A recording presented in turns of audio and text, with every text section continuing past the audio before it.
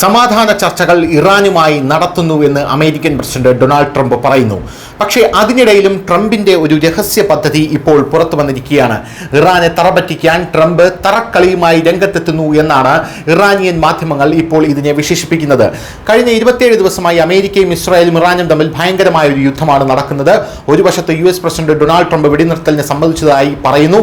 മറുവശത്ത് ഇറാനെ കൂടുതൽ ആക്രമണാത്മകമായി ആക്രമിക്കാൻ അദ്ദേഹം പദ്ധതി തയ്യാറാക്കിയതായി വിവരം ലഭിച്ചു. 50,000 സൈനികരെയും 200 യുദ്ധവിമാനങ്ങളെയും 1000 കമാൻഡോകളെയും ഉപയോഗിച്ച് ആക്രമണം നടത്താനാണ് ഡൊണാൾഡ് ട്രംപ് ഇപ്പോൾ പദ്ധതി ഇട്ടിരിക്കുന്നത് എന്നാണ് നമുക്ക് മനസ്സിലാക്കാൻ സാധിക്കുന്നത്.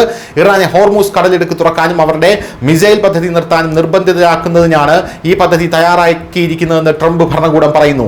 15 നിബന്ധനകളുള്ള വെടിനിർത്തൽ നിർദ്ദേശവും അമേരിക്ക ഇറാൻ അയച്ചിട്ടുണ്ട്.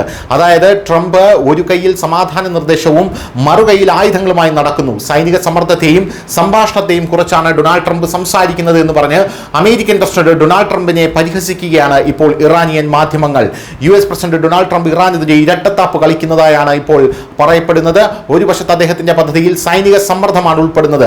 അതിൽ മിഡിൽ ഈസ്റ്റിൽ ഇതിനകം വിന്യസിച്ചിരിക്കുന്ന 50,000 US സൈനികരെ ശക്തിപ്പെടുത്തുമെന്നും ഡൊണാൾഡ് ട്രംപ് പറയുന്നു. ഇറാനിൽ വ്യോമാക്രമണം നടത്തുന്ന 200 യുദ്ധവിമാനങ്ങളും 2 വിമാനവാഹിനി കപ്പലുകളും ഇതിൽ ഉൾപ്പെടുന്നു എന്നുള്ളതാണ് റിപ്പോർട്ട് സൂചിപ്പിക്കുന്നത്. ഇതിനു പുറമെ പദ്ധതിയിൽ ഒരു സമാധാന നിർദ്ദേശവും ഉൾപ്പെടുന്നു. നിർദ്ദേശമനുസരിച്ച് അമേരിക്ക പാകിസ്ഥാൻ വഴി ഇറാനിലേക്ക് 15 വ്യവസ്ഥകളുടെ നിർദ്ദേശം അയച്ചിട്ടുണ്ട്. ഇറാൻ ആണവ പദ്ധതി നിർത്തണമെന്നും ഹോർമൂസ് ജലപാത തുറക്കണമെന്നും ഇറാനിൽ ആസ്ഥാനമായുള്ള തീവ്രവാദികളെ പിന്തുണയ്ക്കുന്നത് നിർത്തണമെന്നും ആവശ്യപ്പെട്ടിട്ടുണ്ട് എന്നുള്ളതാണത്. ഇറാൻ വ്യവസ്ഥകൾ അംഗീകരിച്ചാൽ യുദ്ധം അവസാനിപ്പിക്കും. എന്നാൽ ഇറാൻ ഈ നിർദ്ദേശം പാടെ നിരസിച്ചതായിട്ടുള്ള റിപ്പോർട്ടുകളും ലഭിക്കുന്നുണ്ട്. മിഡിൽ ഈസ്റ്റിലേക്ക് 4000 സൈനികരെ കൂടി അയക്കാനാണ് ഇപ്പോൾ ഉത്തരവിട്ടിരിക്കുന്നത്. അമേരിക്ക ഇതിനകം തന്നെ മിഡിൽ ഈസ്റ്റിൽ കരസേന, നാവികസേന, വ്യോമസേന എന്നിവിടങ്ങളിൽ നിന്നുള്ള ഏകദേശം 50,000 സൈനികരെ വിന്യസിച്ചിട്ടുണ്ട്. ഇപ്പോൾ ട്രംപ് ഈ എണ്ണം വർദ്ധിപ്പിക്കാനാണ് തയ്യാറെടുത്തിരിക്കുന്നത്. 82ാമത് എയർബോൺ ഡിവിഷനിൽ നിന്ന് 2000 മുതൽ 4000 വരെ സൈനികരെ കൂടി അയക്കാൻ പെന്റഗൺ ഉത്തരവിട്ടിട്ടുണ്ട് എന്നാണ് റിപ്പോർട്ട് സൂചിപ്പിക്കുന്നത്. News desk Malayalam.